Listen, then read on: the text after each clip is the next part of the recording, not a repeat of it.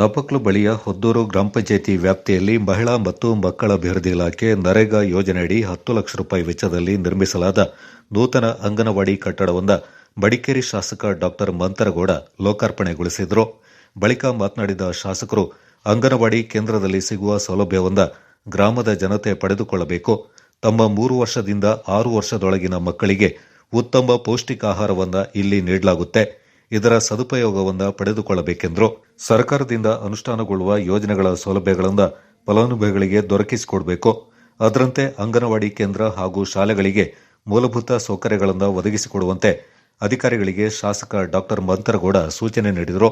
ಗ್ರಾಮ ಪಂಚಾಯತ್ ಅಧ್ಯಕ್ಷ ಎಚ್.ಎ. ಹಂಸ ಮಾತನಾಡಿ, ಗ್ರಾಮದ ಜನರು ತಮ್ಮ ಮಕ್ಕಳನ್ನ ಅಂಗನವಾಡಿ ಕೇಂದ್ರಕ್ಕೆ ದಾಖಲು ಮಾಡಿ ಇಲಾಖೆಯಿಂದ ದೊರಕುವ ಸೌಲಭ್ಯವನ್ನು ಪಡೆದುಕೊಳ್ಳುವಂತೆ ಸಲಹೆ ನೀಡಿದರು.